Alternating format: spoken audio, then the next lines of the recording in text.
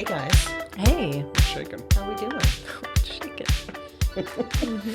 Before we started, you were telling me about a golfer that was basically like, I'm going to win this so that I can get the hell out of here and get home to my kids. I feel like we are going to do this episode fast so it doesn't get so hot up here without the air conditioning. Yes. Like, we're going to kill it and we're going to get out. That's my goal. Okay. Sorry. From a previous business life, there was someone that I worked with that used the phrase, fill it, bill it, kill it. Nope. And I can't. Wait, what does that even mean? Fill it, bill it, kill it. It was like a series of things you did to complete the job, or like it was related to sales. What are you filling? Job positions. Oh. And then killing them? And then killing the debt. Killing it. Like, I guess that was the end. I don't know. Was your business murdering people? Yes. Oh, okay. So you filled the job positions, then you killed the people at the jobs. You fill it, then you bill it, because you need the money before you kill the job positions. Yes. Yes. Mm-hmm. Good to get a glimpse into your previous life. Also, frequently used the phrase shooting fish in a barrel, and I can't. Mike and I now use that jokingly to each other. Like if something goes right one day at work, we're like shooting fish in a barrel. What a dumb phrase. There's all sorts of ones. Like, have you heard the, more than one way to skin a cat? I hate that one. I hate it a lot. Because it's still skinning a cat, no matter which way you start. And why are we skinning a cat? Like, is there a market for cat fur out there? Like, it also seems like you either start at the head or you start at the butt. Like, there's only two ways to do it. Yeah, that's true. Yeah, I don't know what. It's still the same. I challenge you. Name a third way. I challenge you. But keep it to yourself, because I don't want to know. And actually, please don't do it at home. We don't want to be responsible for No. any weird cat. No. We are not condoning this at all. Not at all. Not even a little bit. Nor am I condoning shooting fish in a barrel. To be clear, don't do that. Don't do that. Yeah, that's. They're in a barrel. If you already have them in a barrel, they're caught. We're done. Right. Don't be shooting holes and shit. Why are we just shooting It's animals more and about skinning you them? than the fish. Yeah. That's. Yeah, go Yikes. to Dave & Buster's and play a game you can win, because you clearly need a win. Yeah, on that note. Aaron or Heath, either one of you got burning gall that you need to take care of? It sounds like a condition. None of your goddamn business. I mean, I can start. Okay. It's not, I don't know if it's burning. It's just, and honestly, this might come down to personal preference, but it still felt like a lot of gall. Okay. So last night, Mike and I went out to dinner, and while I want to applaud young people getting jobs, I think that's great. I also think that sometimes maybe training is an important tool. Yep. And Generally in life, it's important. yeah, it's an important tool. I should also preface this by saying I startle incredibly easy, especially from behind. Like if someone comes up behind me and I didn't know they were there, it's very jarring to me. So this person's only job was apparently to fill waters. Okay. I was having a glass of wine and water, so I'm pretty much the only one at the table ingesting the water. Okay. Key point, I also have a glass of wine, so I'm not ingesting the water at a super fast speed. I have taken, no shit, one sip out of the water. The water was to the brim. It is maybe a quarter of an inch down. And out of nowhere, this person comes up from behind me, gets their face. Oh. Yeah. This, like, Oh. Yeah. I mean, when I tell you I turned, and like if I had turned more, we would have been almost nose to nose. Aww. And said, "Would you like more water?" And I was so alarmed that I was like, "Okay." And then they proceeded to fill it, but it overfilled because there was no reason to put more water in the water. Like it was done. And I was like, "Oh, that was uncomfortable." But in the moment, I was like, "Okay, you seem like you really need to do this, right?" So I forgot about it, just assumed it was a one-off. There's also 2 more glasses of water at the table that Mason nor Mike are drinking. So, okay, maybe 5 minutes later, again, same reaction. Comes up from the side by my face, and then, "Would you like more water?" And I don't know so I said yes again, because I'm so still in the startle response. So again, we go through the same thing a second time, that we have filled the water too much that it starts to overflow, and this person then just sort of backs away. And so at this point, I said to Mike, This feels like a ghost maneuver. Yes. I said, "Can you see behind me? Like, can you see when she's coming up?" And he's like, "Yeah." And I was like, "Does she actually work here?" Like, I don't know what's happening. Is she alive? Yeah. And he's like, yeah, I'll try and warn you. Well, he gets involved in eating, doesn't see the third time she comes up. And I had 3/4 of a glass left of water. And she said, would you like more water? After I'm like, and I said, no, I'm good. And it was dead silence. She didn't know what to do. No one had trained her for the no on water. Wow. She just stood there for a second and then tried to pivot, which I'm pretty sure is not part of her job, and said to Mike, would you like more pop? And he was like, no. And she's like, okay. And then retreated so fast. And I said, she's not allowed to get pop, I don't think. No. Like, she's only been carrying a pitcher of water. And he's like, she panicked. You said no. And he's like, her face just went blank. Like, what do I do? This lady doesn't want more water. Wow. I just think some simple training. Yeah. Yeah. And my gall is not with the water lady. My gall is with the people that were running the restaurant. Agreed. You need to train her better. Yes. She's clearly felt exposed when given a no. And she should just have And she is trying hard. She is doing her job. She is watching people's Maybe waters a little too hard. like a hawk. Yeah. Yeah. She's attention to detail. They have given her a job and she has run with it. Yeah. And I have to kind of say maybe training overall there, because our waitress was also really bad. With this particular part, with the menu. Like, Mason asked, do you have any Fanta? And she's like, no, but we have root beer. Like, she was offering, like, for a kid type pop. And he's like, oh, I do like root beer. Okay. So he's like, okay, that's fine. If you don't have Fanta, I'll take root beer. Okay, she leaves. She comes back. We don't have Fanta or root beer. I was like, you offered it as an alternative. Yeah, way to get his hopes up. Yeah, and then the same thing happened with, she asked if he wanted to see dessert, and Michael never not see a dessert tray. So she brings it out, and he goes, well, what's that one? And she's like, that's a toffee peanut butter turtle. And I was like, none of those things go together. And he was like, and she's like, actually, I'm going to check on that one. I actually don't know what it is at all. She's just riffing. She's like, looks like peanut butter. So she comes back and she's like, it's just turtle. There's no peanut butter in it. Okay, so training. Training is important. Training is important. I'm not in blaming those two 2025. people. They're doing their job. They're trying. Yeah. That's hard out there. Right. I think It being a is. waitress right now is very difficult. Yeah. And I have utmost respect. Obviously, Lady Pouring Water is trying to work her way up. She's young.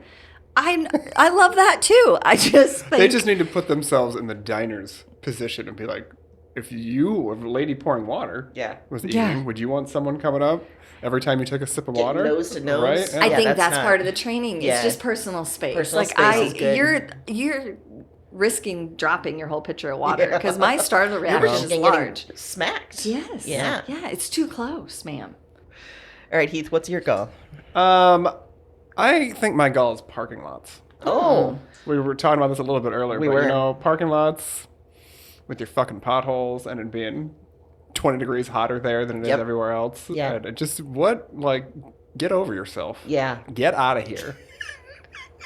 You're not. Get out of here. You're done in here, buddy. On the best, nicest weather days, you're not that nice to be in anyway. And then when it gets a little No. warm, it's like you said surface of the sun. That's what it's Yeah. like. Surface of the sun. And then you have to look at stupid personalized license plates while you're on the surface Oh of the my sun. God. Yeah, Heath and I went to a movie yesterday, as we do. We do. And we usually go to the same theater. Mm-hmm. It's a perfectly fine theater. Yep. The parking lot is maybe the worst one I've ever seen. It's very poorly designed. Very poorly designed. Poorly upkept. Pitted Very, everywhere. yeah. It's like the surface of the moon and the surface of the sun at the same time. Oh, Yep. good analogy. Thank you. Yeah. Have you ever been in a parking lot that's like that, black asphalt, and it almost looks like it's melting? Like you feel like if you put your foot in it, it's going to stick. Yeah. It's terrifying to me. I remember going to Worlds of Fun in Kansas City. Was that at the amusement park? Okay. When we were kids, at some point, we went there. I don't know when this was, but it was, and maybe they still do this, maybe they don't, but it was asphalt all along the waiting areas of rides and stuff. And it was a really hot day. And I went I think I passed out from the heat. Oh, no. And Not in Missouri. You don't want to pass out there. Who knows? Sure what will don't. happen. No. Well, I didn't want to pass out because then it became a whole thing. But Yeah. Could it be your fault? Oh. She couldn't eat for the rest of the day because she passed out. It was inconvenient. So that tracks. Yep. Dramatic, I'm sure. So I wonder if they still do that. I feel like they did that though because I think that it was an aesthetic thing. Like it looked nice. Yeah, it looked nice, but it was not probably smart. it made people more uncomfortable. Yeah. I will say also, and I told you this yesterday. We did see a personalized license plate. Mm-hmm. Not yesterday, but the last time I was at the movies, it was a minivan and it said "Cool Mom." That was her personalized license plate. And I said, I don't like that at all. I don't care for that even a little bit. I said, someone went to the DOT, either online or in person, and said, my identity is Cool Mom. Also, it's so shocking to me that it was available. Right. Yeah. Uh-huh. But my thought was like, no one's going to take that. So like, that's too much. That's too much. No, as a mom, I've met a lot of moms that would happily take Cool Mom. Man. And I'm not a woman. I'm a cool mom. Yeah. All other identities are gone. Yeah, I don't. Yeah, that's no good. No. I don't like that.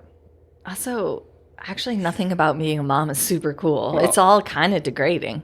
And I also feel like if you're telling everybody that you're cool, you're not cool. No, and your kids think you suck. You are the lady pushing the automatic button in your minivan and being like, I will never take you anywhere again. Just like screaming all the time, I feel like. Yeah. But they're super cool because you Cool Mom. You packed carrot sticks in fun, colorful, reusable bags. And meanwhile, your kids are like, God, I got fucking carrot sticks again. Where's my Oreos? Meanwhile, your 12-year-old's on Pornhub in the back seat because, 10-year-old called me a bitch this morning. Yeah, exactly. But I'm a cool mom, so I said, honey, we don't do that. We don't use those words. We don't use those words.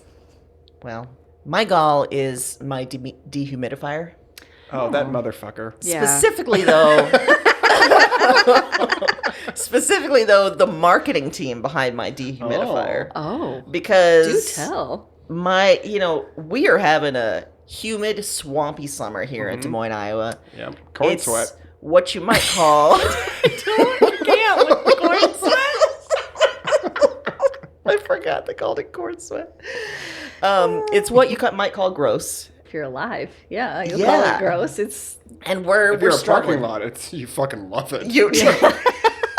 Parking lot's like, give me more. Give me more. Best summer of my life. Yeah.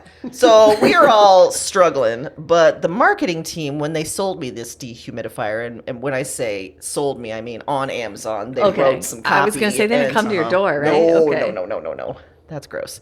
Fair. They told me that this hardworking little machine could handle 2,000 square feet of space, which is bigger than my house, and then it just needs tiny little maintenance, like cleaning the filter.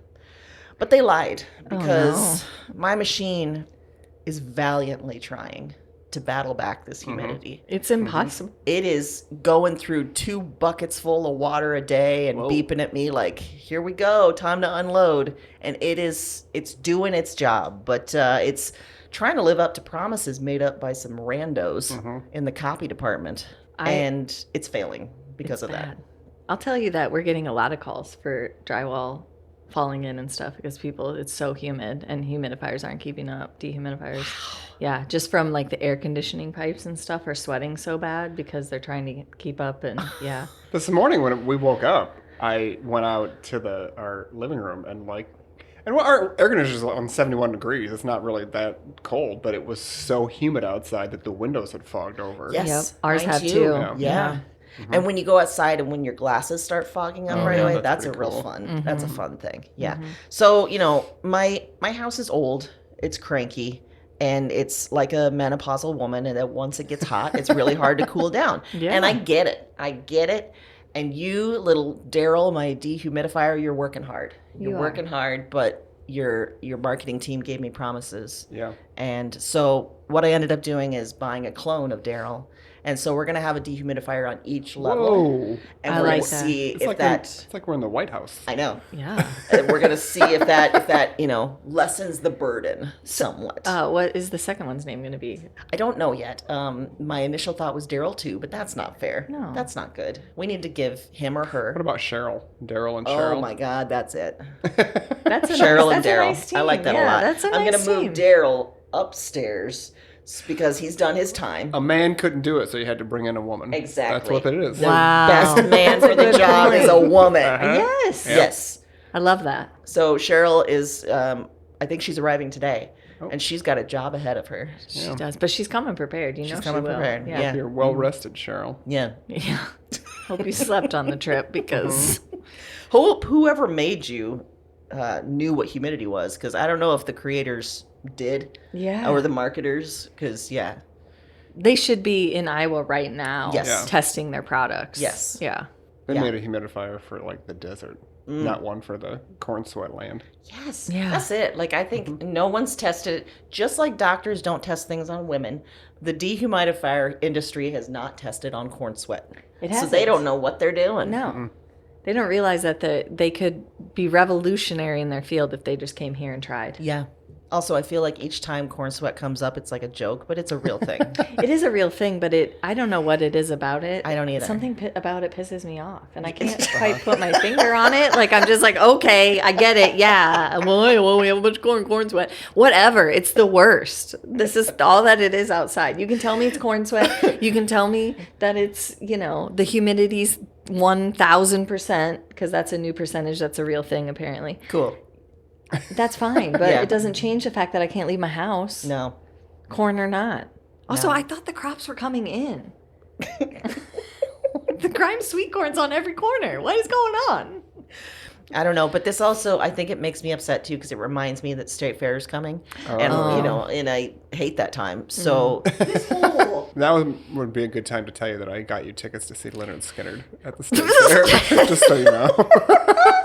Well, that's weird because I got her tickets to T-Pain. Oh, you got to go to the fair twice? What a fun year for you. I'm sick on both days. I also entered her in the husband calling contest. Cool. We saw a short ad for Leonard Skinner at the State Fair before our movie, which felt another, targeting was off, or maybe it wasn't. I don't know. But they look rough. They're looking rough. Yeah. And they're out there singing for that MAGA crowd, I'm sure. Talk about corn sweat. Yeah, a lot of corn sweat and other kind of sweat. So much ball sweat.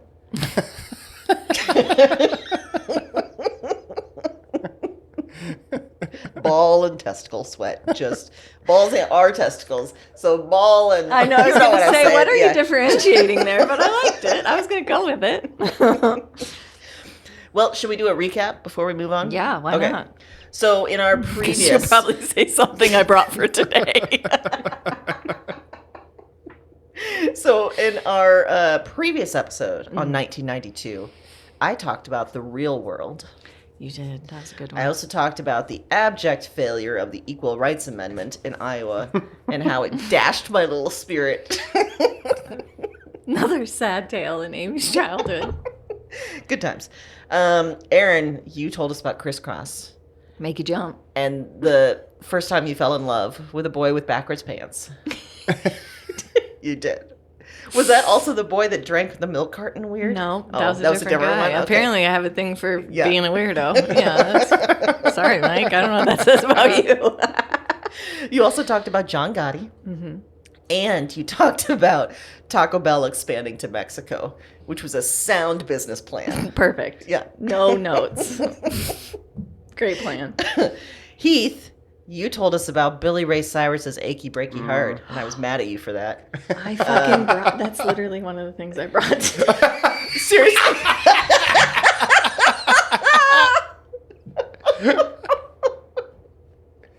And when I was doing it, I was like, I feel like this feels familiar. I thought I looked at the item tracker too. What the fuck? Well, okay. Losing me mind. It's a great song. We should talk about it again. No. Because you did a bunch of line dancing, right? Yes. Yeah. Oh my god. What is wrong with me? It's the corn sweat. It's got to your head. Okay, well, great. Yeah. I have got corn one. sweat of the mind. Yeah, clearly. You also talked about Batman Returns Mm-hmm. and Single White Female, Oh, yeah. which you gave us then a rundown of your notes while you were watching yeah. it, which involved a lot of boobs. There was a lot of boobs in that movie. Yeah. Yep. And the neighboring homosexual Yeah. along with boobs. So it was a perfect 1992 movie. Yeah. It was perfect. Well, Erin, would you like to go first Sure. with your one thing I'll for just the week? my one thing I brought. Right. It was bound to happen at some point. Hey, at least you did the right year. I did, yeah. It's surprising to me that I didn't choose this the first round. Okay. But I something happened in 1992 that still sticks with me, and I was 11. I mean, I still think about it frequently. And that is Amy Fisher shot Joey Buttafuoco's wife, Mary Jo, in the face. yeah. I was shocked you hadn't brought this too. Like, Yeah. this felt like, yeah. I don't know how I missed this. Because in 1992, at the age of 17, Amy Fisher shot and severely wounded Mary Jo. She was having a sexual relationship with Mary Jo's husband, Joey. This all started when her dad went to Joey's body shop to have his car repaired. It's also really hard to call an adult male Joey. I'm just realizing while I'm that's saying tough. this. Yeah. Yeah. Later, Amy would admit that she damaged her car on purpose several times just to have an excuse to go back and see Joey again. I'm going to remind myself what Joey looks like. just Yeah, so you he's can not see a prize. How I don't think it's alluring great. he was. Not a prize. Yeah. Which, when I read that, I thought, wow, her parents must have been super chill, because I feel like I have one car accident and I'm not driving again. Like, I don't know that I'm damaging my car on several times and getting away with it. But they began a sexual affair, and during their time together, according to Amy, Joey insinuated that it would be nice if someone killed Mary Jo, because he complained about her all the time. And to that, Amy said, hold my beer. Yeah. And she went to Mary Jo's house with a getaway driver, which I didn't remember. Oh, that's better than I would have thought. It's still not. see. Yeah. It's still, yeah. I mean, at least the arms have something going for Yeah. him. But other than it's that. not for everybody. No. No. No, No. I mean, he does rock a mullet. he does. I mean, But this was he could 1992. either be part of a true crime scandal or on Jersey Shore. I mean, you Very could go true. either way. Yeah. Also, I did remember at the time that she was only 17, adding a whole other level of grossness to this. Because he was probably, what, in his 30s? I believe so, yeah, at the Gross. time. But she went to Mary Jo's house with a getaway driver and a gun. I had forgotten that she had a getaway driver, that there was another person involved. She told Mary Jo that Joey was having an affair with her younger sister. Somehow didn't want to take the heat With herself. Mary Jo's younger sister? No, with Amy's younger sister. I don't know why we engaged in subterfuge at that point. Okay. But she produced a T-shirt from the body shop as evidence, which any good trial lawyer would tell you really doesn't mean anything. But Yeah. still produced the body shop. Mary Jo just got pissed and told her to leave. Like, I don't want to deal with this bullshit. I don't know what you're doing, but this is crazy. And Amy panicked at that point and actually used the gun to hit Mary Jo. She didn't actually shoot the gun, like point it, She shoot pistol whipped her? it. Basically, and the gun went off and shot her. Oh, my God. Yeah. So This after, is why I don't answer the door. yes, Just in case anybody ever wonders. Absolutely. Sound- Mary Jo sound Buttafuoco would have logic. just not answered the door. Like, her day would fine. have been better. Yeah. yeah. And she had extensive surgery, basically like straight almost for 24 hours, and she survived, which Wow. they didn't think she would. And she immediately ID'd Amy the next day, like didn't lose that part. And initially, Amy was arrested for first-degree murder, but then eventually took a plea deal instead for first-degree assault. And the judge in the case sort of seemed to cite that, like, there's this power dynamic. There's something more to this story. Like, I'm not willing to just solely put first-degree murder on her. But the assault, because she struck her with the gun and it accidentally went off, as Yeah. opposed to, I guess, shooting. But Amy then, took that and said, I think my only option is to lean in. And she went on to release some porn. She worked as a webcam artist and a stripper, usually embracing her Long Island Lolita nickname. And she was apparently the director of American Beauty, the movie from 1999, said she was the inspiration behind the script. Ew. Which was, yeah. Ugh. And there's been a ton of made-for-TV movies, including two, one that starred Alyssa Milano and the other that starred Drew Barrymore. I think all three major networks at the time, I think all three of them had their own version of this story. Yeah, they did. And I Everyone couldn't was find perving it, but out. I felt like more recently I had watched one about it. But I'm guessing it was maybe like an episode of a different type of series or something. But I remember I watched all of the made-for-TV movies, every single one, because it just seemed crazy to me. Like the whole case seemed so fascinating. So what happened to Joey? He was eventually charged with statutory rape.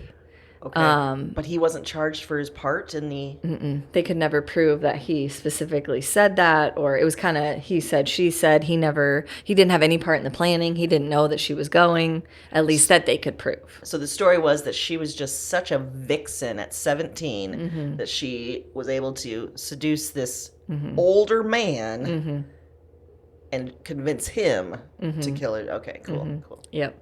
Yeah, but then that's why he ended up getting charged with statutory rape, because originally he tried to say something about her age, that like, no, the affair didn't begin until she was of age, but then which makes no sense because she was 17 when she shot, Yeah. and they had some proof, like there was some correspondence between the two of them or something that was explicit enough that proved that wasn't true.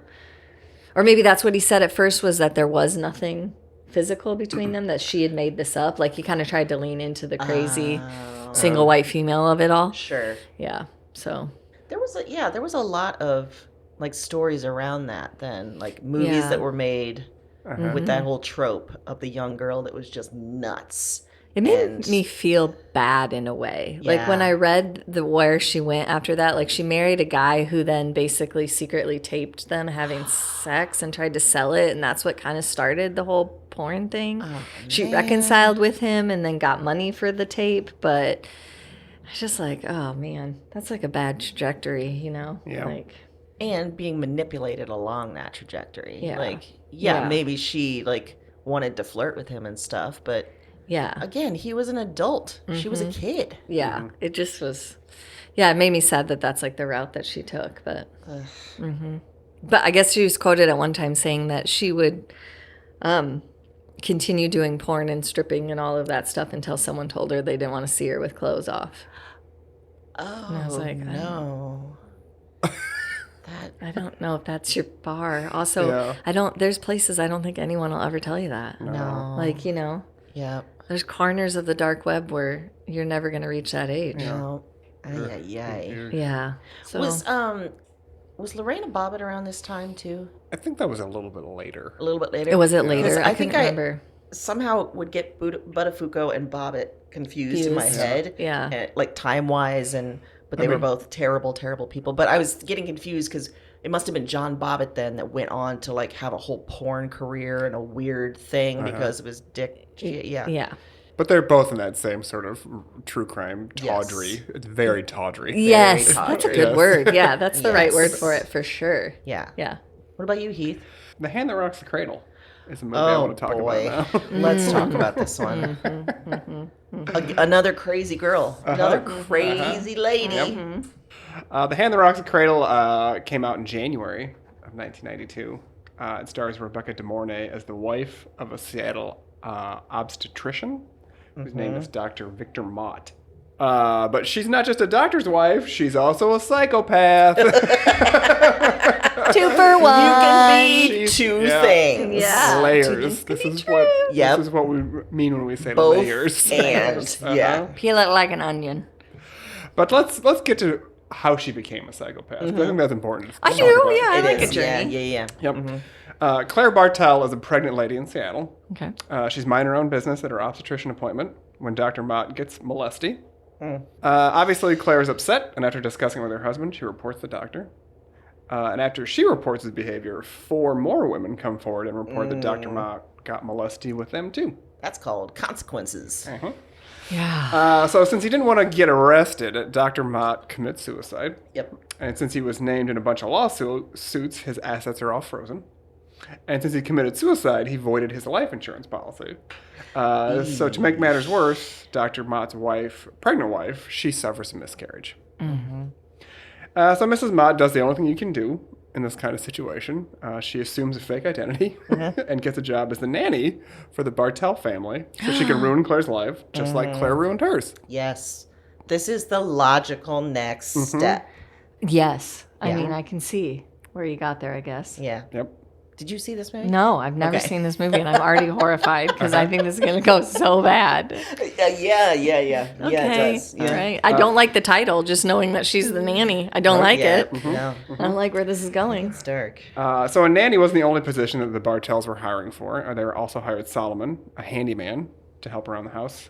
Solomon is intellectually disabled, and I'm not sure why they decided to make the character intellectually disabled. Yeah, because it brings up all sorts of weird stuff later. Yeah. But he's a perfectly good handyman either way. And it's Ernie Hudson. Yeah, it's Ernie Hudson from Ghostbusters. Oh, He is the Black Ghostbuster. he is. It's true. I think they should have featured that in the ads. Starring Rebecca De Mornay and the Black Ghostbuster. The first and only. So when Mrs. Mott gets the nanny job, she's going by the name Peyton Flanders. Which makes me think of the Wow. neighbor on The Simpsons, right? I was Yeah. going to say. Yeah. But she's a lot meaner than Ned Flanders. yeah. Okay, She's well. the name is the only similarity. And for a first-time lunatic, Peyton does a really good job fucking with Claire.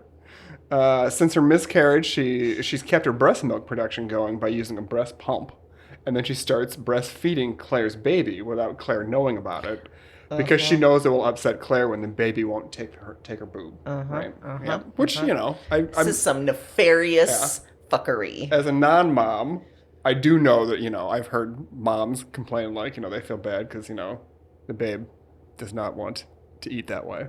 And, you know, And I it's guess just a it's an personal thing. invasion Yeah. of, like, you know, if you were to allow someone else to do that, that'd be one thing. But Yeah, if you were ugh, like, oh, yeah, like I've. like a surrogate nurse or something like that. Yeah, sure, or but- like in like more community situations, or you know, like even like Like Mormons. yeah, or like dire situations, even more so. Like Yeah. if you know someone can produce Like milk and sister someone wives, else that can't. kind of Yeah, stuff. I've heard Yeah. sister wives. Yeah. Yeah. Solomon catches Peyton breastfeeding the baby, and he knows that this is some fucked up shit.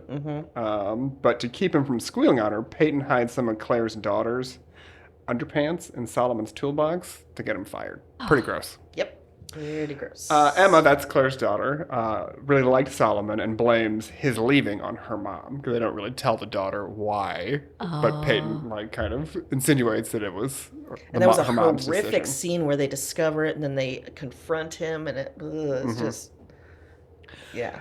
Solomon keeps hanging around though in secret because he knows that the family's in danger because secret breastfeeding and planted underpants are not things that nice people do. Yeah. So Peyton also makes it seem like Claire's husband is having an affair with her friend Marlene, who's played by Julianne Moore in an early role. You know. They are not, but Claire loudly accuses her husband of this while all of her friends, including Marlene, are in the next room for a surprise party for Claire. Oh shit. Yeah. And so by this point, Claire's starting to suspect that Peyton is up to some shenanigans and suggests that the family get out of town for a few days without Peyton. So Peyton does what anyone would do when they feel excluded. She booby traps Claire's greenhouse so the roof will crash down on her the next time she goes into the greenhouse. Yeah. Right? And all the raining glass will kill her. How possibly could you booby trap that to happen? Listen, once you turn psychopath, you just start learning You just stuff. get powers, I get guess. There was powers. a crank and there was a shovel leaning against the crank that was in the path of the door. So when the shovel moved and then the crank, you know. Once you go that know. route, yeah, you're brought into a whole learning community, and all the knowledge is shared. All right, Yeah, that's fair. Yep. Okay. So meanwhile, Marlene, who's a real estate agent, she comes across a listing for Dr. Mott's home and figures out who Peyton really is. Because she goes to the listing and there's pictures still there. Marlene goes to Claire's house to tell her, and when she arrives, she asks Peyton where Claire is.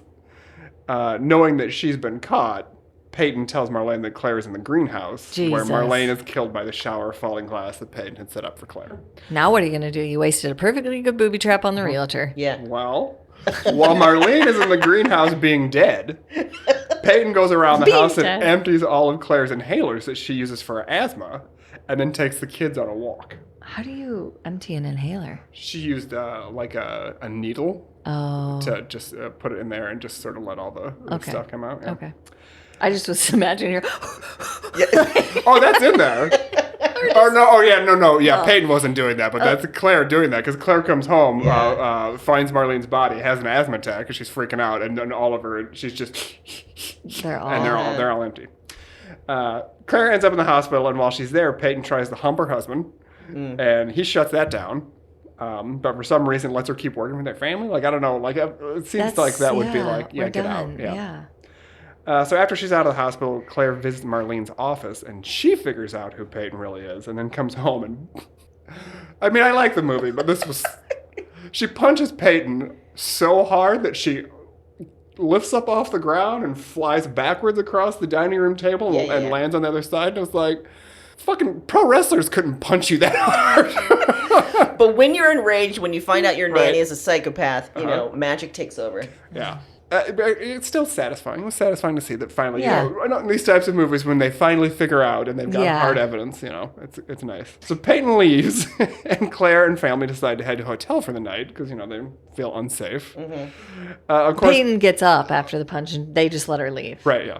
Yeah, they're just like, you know, you can get your things later. You just gotta get out. It's such a You lovely... cannot get your things later. No. We are done. This is that trope of like, oh, they're not really going to go any further Right. now that they're caught, which we are undervaluing psychopaths' I guess, commitment. all right, now it's making me feel like a psychopath because if I found that out and I came home, you're zip tied to a chair. Yeah. And the police are coming and they can do whatever they want with you, but you're going to sit in that chair until they come. And I, you know... We'll use some other sort of weapon to keep But you you in. live in a post hand that rocks the cradle world. True. You've learned these lessons. Yeah, you're right. Apparently, You're at this right. point, this they the way had to be paved by Claire for me.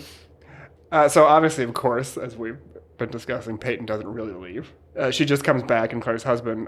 She comes back and hits Claire's husband with a shovel on the stairs, on the down into the basement, and he falls down the stairs and breaks both legs. So he's useless. Let's be honest, he seemed useless up to this point anyway. Yep. Yeah. Now he's actually useless. Yeah. So Peyton goes after Claire then, but Emma locks Peyton in the nursery and shouts, "You'll never be my mommy," which is. Wait, who yells that? The little girl. kid. Oh, okay. Right, yeah. The little girl that got her Solomon taken away because of Which is an insane thing to shout, but again, somehow satisfying. Totally. Yeah. Okay, all right. So Peyton breaks down the nursery door and chases Emma to the attic, where Solomon is helping her and her baby brother escape. Because Solomon, you know, kept hanging around because he had Peyton's number way before anybody else did. Yeah. Claire shows up in the attic and fakes an asthma attack. So Peyton will let her guard down and does the thing that bad guys in these movies do, where they're just like, "You can't even breathe." Like gives her the speech, you know, which is opening the door for. I'll tell you everything that I did and why. Yeah. So then Claire gets up and shoves Peyton out the window, where she rolls off the roof and dies after being impaled on a white picket fence. Her dream shattered. Yeah, that is very symbolic. Wow. Also, why were the picks that sharp, people? You can get a dull top on a white picket Maybe fence. Solomon, as he was hanging around, was He's like, I'll sharpen "This, these I'll up. sharpen these up." I like that. Okay, all right. There's a scene in the middle of the movie where Emma tells Peyton that a boy is being mean to her. So Peyton shows up at recess and threatens to beat the shit out of the kid. I don't know why they did that, if they did that to make Peyton seem likable or like more of a lunatic. I'm not sure what it was, but I thought it made her more relatable as a person. Yeah. Yeah. Oh. Yeah, to make you confused as a viewer, like, okay, I agree with that. Yeah, wasn't she telling the little girl, like, you know, I'm going to take you guys away and have a family or something? Or She kept trying to make the little girl not like her mom. Right. And she kept sort of like was setting herself up as a better alternative. Yeah. The movie was filmed in and around Seattle, and the address for the house where Dr. Mott lived. You know, not really, but it's listed on the internet. And I want to know if the people who live there now, like, do they have people coming by and checking it out? Like, do they care that they own the house where, you know, a molesty obstetrician lived? Yeah. Or, you know, fictionally. I remember I liked this movie so much I did too. The day it came out on VHS, I drove from Parkersburg to Cedar Falls to arrive at Blockbuster when they opened at 10 a.m. so I could rent the film. Good for you. He was ready to I go. had zero fucking chill about it. The guy working at Blockbuster was taken aback.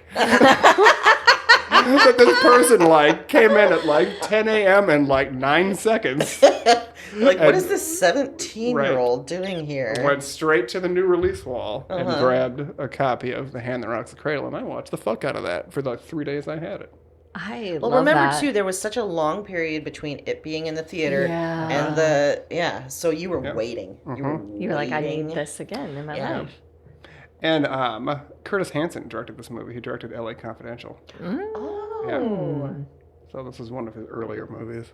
that makes sense. Interesting. I feel like it was really well done, and it was scary in a You would like it. Yeah, You in a would like it. suspense kind of way for sure. And there's I'll lots of watch moments where you're like, "Good Lord, come on," Yeah. yeah. Okay. This whole genre of movies, you kind of we talked about Fear a few weeks ago, Yes. and The Crush, the one with Alicia Yep. Silverstein.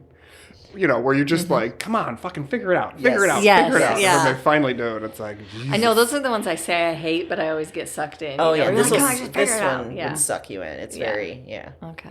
I would also recommend Obsessed with Beyonce, which is kind of a B Oh. movie, I would say, but still. Oh, I've seen that. Yeah, at the end when she's like, "You think you crazy? I'll show you crazy." the one with is Ali Larder Yeah. okay. Yeah. And then they beat the shit out of each other for 15 minutes at the end. It's pretty good. Yeah. And Idris Elba, was he the guy? Yeah, he was the husband. That was I did see that. I did not see The Hand That Rocks the Cradle, but I did see Obsessed. Mm-hmm. But my TV viewing is no longer monitored. Right. So. Yeah. That's good. Yeah. That's Good to something. Yeah. That's progress. That's progress. In a time of corn sweat, you can hold on to that your TV is not monitored. Well, so for 1992, I was just finding a lot of short news bites and information that I thought were fascinating, but weren't going to be enough for a whole thing. So I'd have just a roundup of things, All right. I love a roundup. things that I think will be interesting. So there was a new word that arrived in 1992. It was a Japanese word called Bushusuru. And it was coined after George H.W. Bush publicly vomited on the Prime Minister of Japan during a formal state dinner. So the the word means to do the Bush thing. I am so mad I lived 44 years not knowing Right? that. It was amazing. So I love that in Japan they might just be throwing this word around all the time. That is terrific. I also couldn't remember what was the deal with was he just sick? Did he have the flu? Did he have had something like food that? I poisoning. think food it was. poisoning? Yeah, I think he was. Yeah, and he was just trying to. Get through Yeah, it. just I tough it remember out. watching that. The Yeah. news is replaying it so much. Did he vomit in his lap as well as on the Prime Minister? That's the part that was funny about it, though. Was Yeah. that I remember seeing Yes. seeing the clip, and he leans over. Yeah. Yeah, and I don't know if it was just obviously it was he had to make a targeted. decision quickly. Yeah. And I don't know if it was just your body is in self-preservation. I was like, well, don't puke on yourself. Yeah. Don't puke on the table. Let's puke Or was on the head did of he think state. there was something Right. there? Yeah. Maybe he thought there was enough space that he could get in the slot between them. There was not. As someone who had horrific morning sickness with Mason, I will say that my body puked in areas that it never, I would never puke like that normally. And it would just be why? I was facing that way. I mean, right by a sink, but it would be in the hallway instead of, Wow. It was, so I can have a tiny bit of sympathy and say that, maybe his body was just, especially with food poisoning, is Yeah, when you can't control it. You can't control it. Also, what if he was trying to? I imagine with food poisoning, you're getting both ends. Yeah. So what It's if you were trying to clench and throw up? Oh my God. There was an interview with Seth Meyers and Jason Mantzoukas, and he was talking about that with the upstairs downstairs situation. So there was a whole upstairs downstairs, It's a and full he was upstairs, he was downstairs focusing situation. on not shitting his pants, so he went for the vomiting. Yes, that was a great interview. You sent it to me. I loved Oh, that he's one. wonderful. Yeah. But also, Aren't we all nostalgic for times when the president, like, this was the kind of worst thing the president did? Yeah, like this was the thing that followed him everywhere for a while. It was just like, yeah. Or that he had to defend that he raised taxes after he said, I wasn't going to raise taxes, Right. and that was like the worst thing. Yeah, it was unbelievable. Like that, people were just aghast. Aghast. Now that's no big deal. No, it's... Here's another little tidbit. A North Dakotan teen, John Thompson, was home alone when he had both of his arms chopped off by a tractor I remember that. in a freak farming accident. However, he still managed to get up, go inside, and dial for help by holding a pencil in his mouth. And he survived. Fuck yeah, he did. That is grit. That is grit. determination. Right. If that kid lived in California, he wouldn't have survived. North Dakota. Thank you, North Dakota. Yeah, North Dakota gave him the survival skills It he made needed. him hard. Yeah. I'd like to think that my kids would try and get a pencil in their mouth and do it. I was thinking myself, I was like, if my arms are gone, all bets are off. I would have gone for feet. I would have tried to use my feet, I think. Okay. But yeah. So would've you're tried my saying you nose, would have so. just taken death as your fate because you had no arms. None. My arms are gone. I have no reason to live. they sewed him back on, though, didn't they? I don't know. I think didn't see that part. I guess, maybe he's just running around with no arms. Yeah, maybe. Prosthetics, Yeah, probably. I'm assuming. He's probably got some robot arms now that are like He probably does have robot have arms. AI in them. Or That's the gonna thing. kill I would somebody. probably after getting them cut off, I'd probably lay there for a while and be like, well, I'm done. And then I would think maybe I'll get some robot arms. So I better get up and go to the hospital. And then that would keep me alive. Yeah. Yeah. You would just walk to the hospital? Okay. This was the year that famous boxing announcer Michael Buffer got his catchphrase, "Let's get ready to rumble," trademarked. Good for him. So he has earned hundreds of millions of dollars in royalties because of that. Nice. Jock Jams came to mind immediately. Let's get ready to rumble. I have some more, but I'll wait for our next round. All right. Okay. So was there anything else to add to Achy Breaky Heart? You for know, I yours? clearly don't remember what we talked about. Okay. So can't say that I did. Although I will say I did some research on another thing. Okay. That I didn't bring. I ultimately decided not to. But do you guys remember the Topsy-Turvy ponytail tool? Yes. That round and it had a little point and you could pull it through and it made those ridiculous ponytails. Yes. Yes. Like you put it through and then pull it. Yes. Yeah, and yank it down, which seems so simple, but I don't know if you ever try. I could never do it. No. Any of those things I could never figure Never it out. do. No. Never do. But this became super popular in 1992. They started doing a bunch of commercials for it. It was actually invented in 91 by a lady that worked for IBM and considered herself, I read a bunch of interviews with her, and wow, was she proud. Like she really thought she revolutionized society by coming up with this really high achievement for her. She now, believe it or not, designs men's and women's risky underwear. What kind of underwear? Like risque, like Oh, lingerie. risque. Yeah. I thought you meant when you said risky, I'm like they might rip a lot. I was like, is that a There could be a I malfunction looked at them and at they're any definitely time. ripping. There's you should not do any kind of strenuous activity in these underwear. You shouldn't even just walk to get the mail. So is she revolutionized the world with this too? I think so, but she was so adamant in all the interviews, and I sort of wondered if this is why it died off, as people got weirded out. No, it's just a hair tool. But I found a whole subculture is super popular again. Really? People are using the tools to do all kinds of hairstyles. Like if you look it up on Instagram, and I'm assuming TikTok, I'm not on TikTok, but you can find millions of hairstyles using that tool. And she's still making money off of it. So That just sounds exhausting. I'll just put it in a but you ponytail. it was just a circle with a point. Yeah, it wasn't like rocket science. These are the things that I think about sometimes, and I'm like, why don't I have an idea like that I just decide is the best thing for society and market it that way, a topsy-turvy, which also, the name. Yeah, that didn't make a lot of sense. I think I have a picture. Okay. Of Topsy-Turvy? Yeah, of the commercial, Oh. because that's what spawned me to it. I was like, wait, when did that come out? Because I remember those so clearly. And wasn't it really like a thin material too? Like it wasn't. Yeah.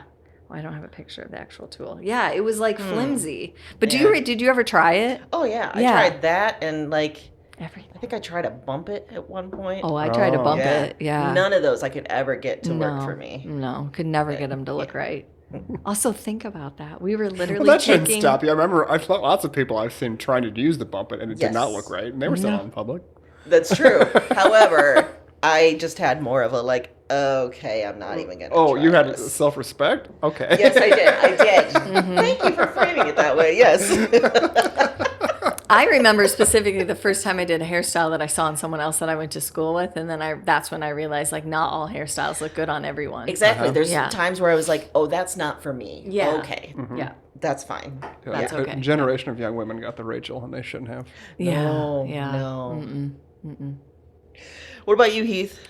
I want to talk about another movie, Okay. My Cousin Vinny. Oh my gosh. I love this movie.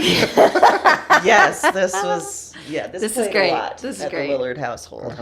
Yeah, it came out in March of '92 and stars Joe Pesci as the title character, Marissa Tomei as his girlfriend, Mona Lisa Vito, which is quite the name. Wonder if that's where they got Mona Lisa Saperstein in Parks and Rec. Oh, yeah. And there's a painting, too. That is true.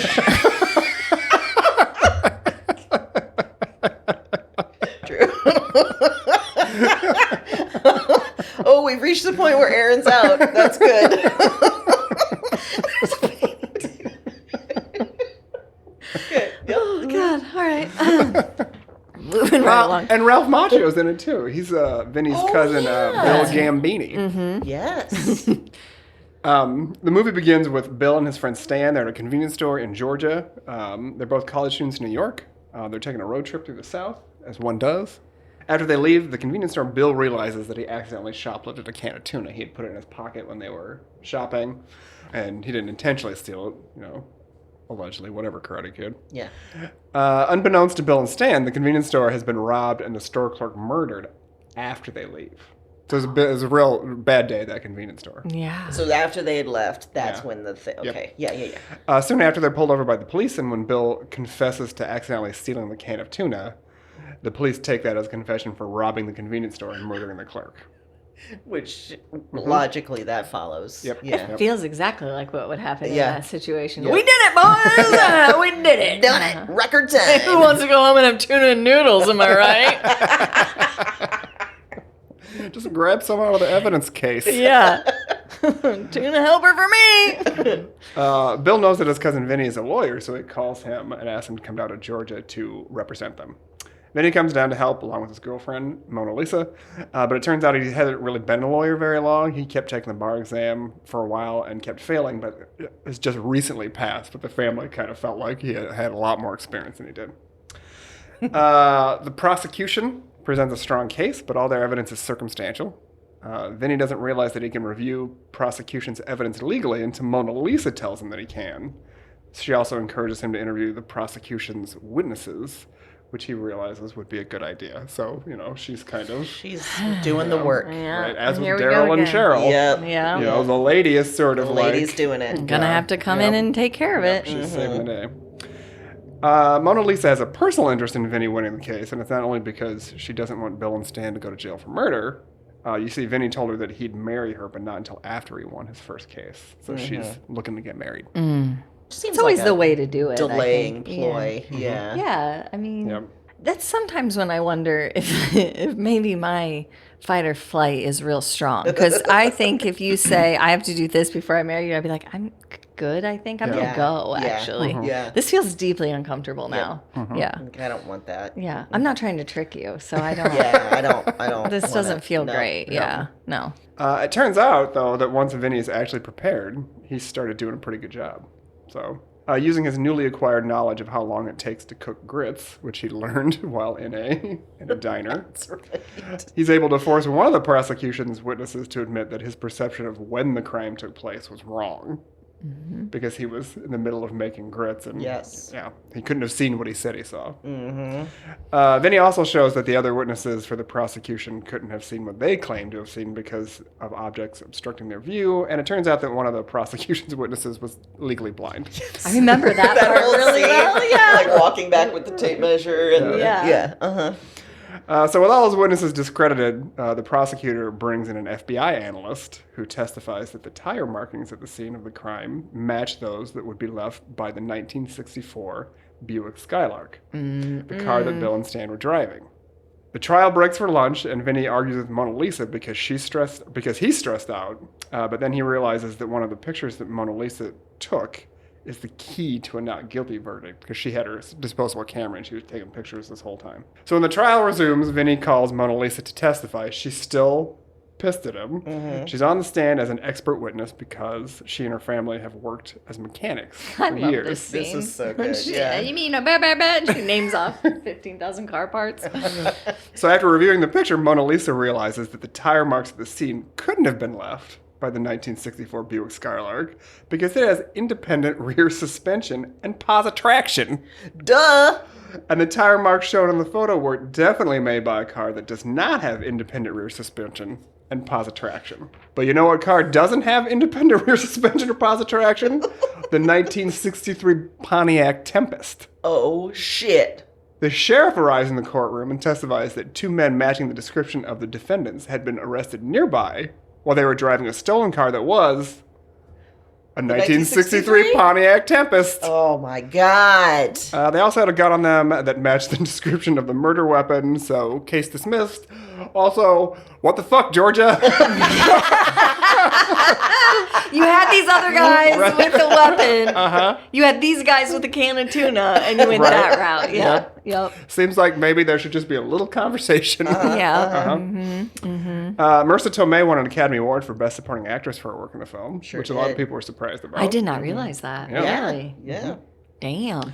And oddly enough, the film is often praised by attorneys for its accurate depiction of criminal procedure, the rules of evidence, and trial strategy. Whoa! The film's even been cited in legal textbooks, described as an, I quote, entertaining and extremely helpful introduction to the art of presenting expert witnesses at trial for both beginning experts and litigators.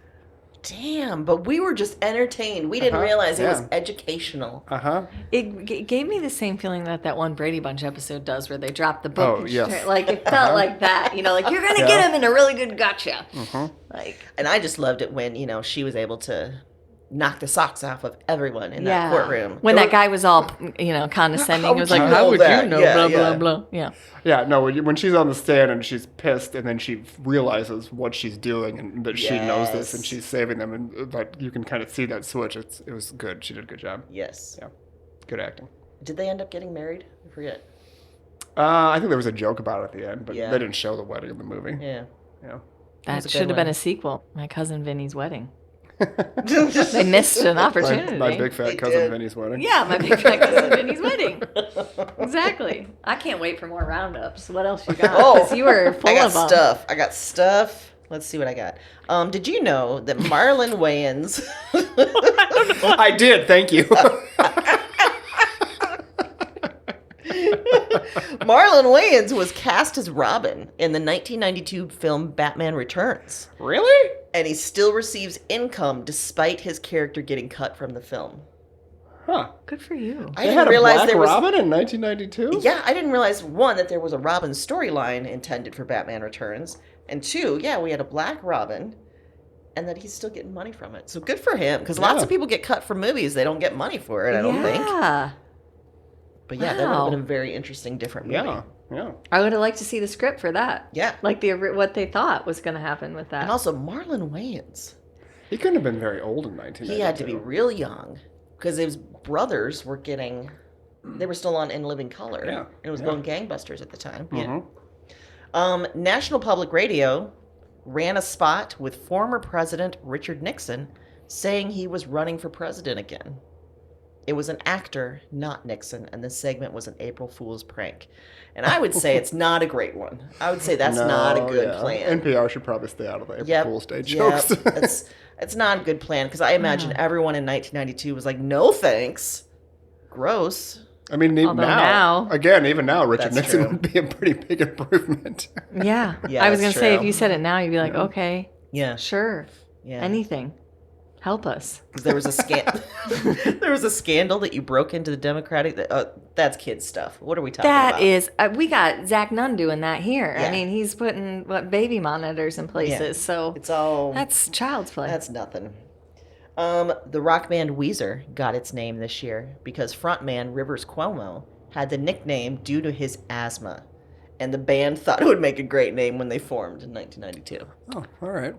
So, but it did make me think, like, are they actively making fun of him as part of this name? And was he okay with that?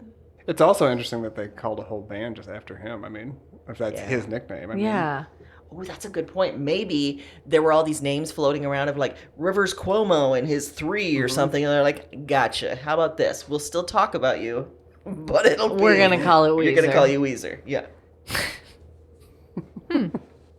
Caribou Coffee launched, as well as Keurig, Pancheros. Keurig launched in 1992. Yeah. Pancheros, That was a Planet slow burn, Fitness, and Skechers. All launched this year. Those are some enduring brands. Yes.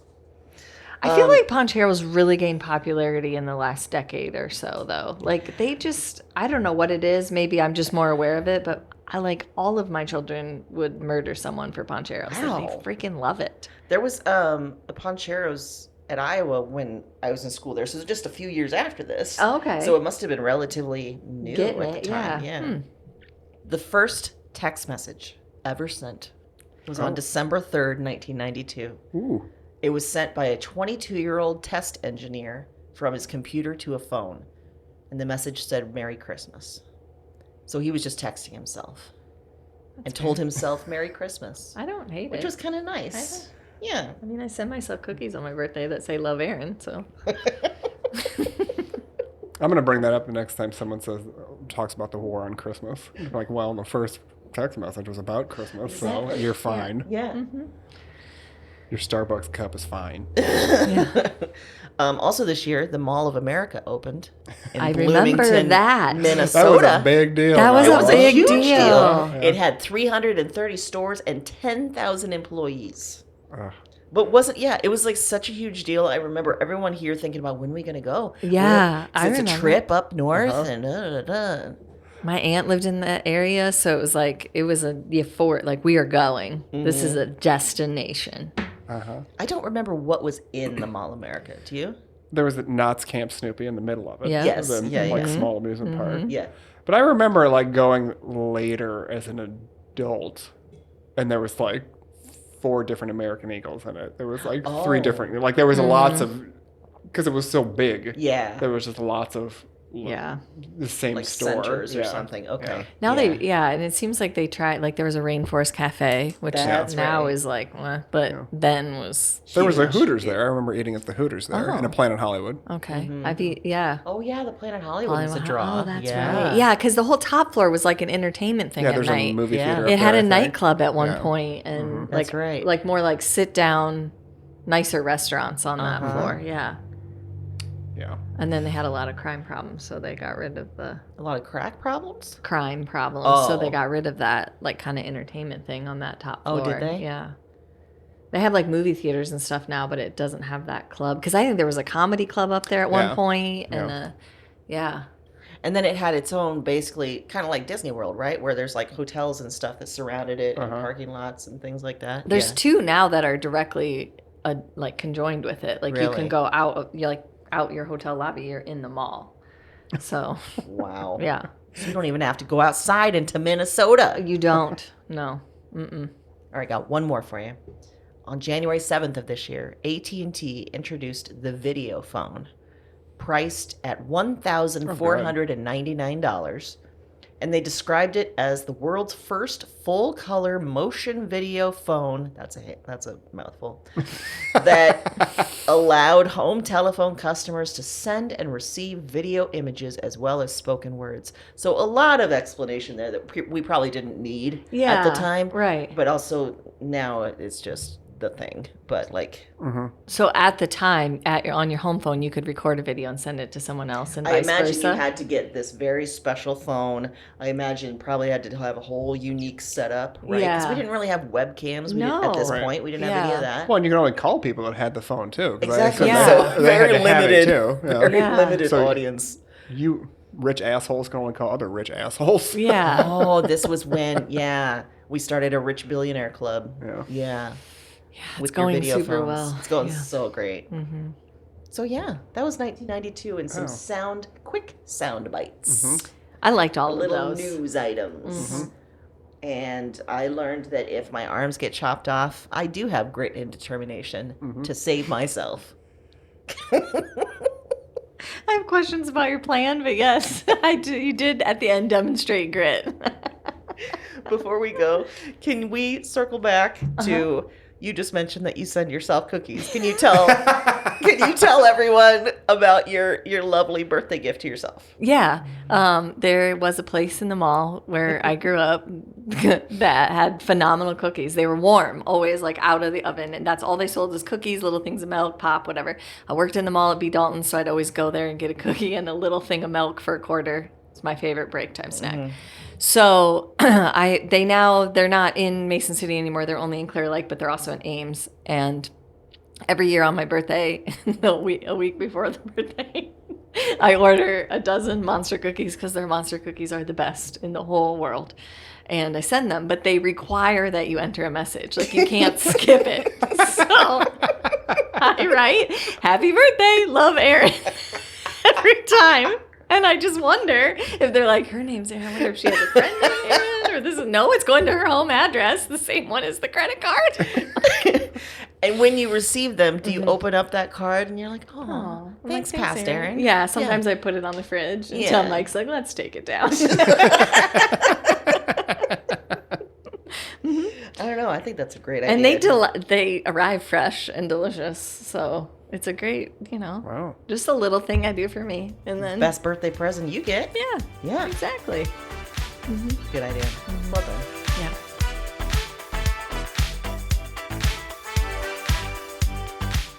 Fuzzy Memories is a Broads and Books production. It's hosted by Heath Smith, Aaron Johnston, and Amy Lee Lillard.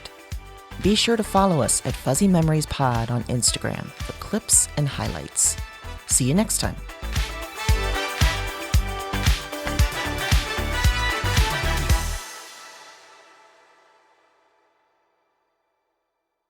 Also, do they bring out a tray? Yeah. I hate that. Also, I found some out about my husband in that Okay. moment. He thought that was real.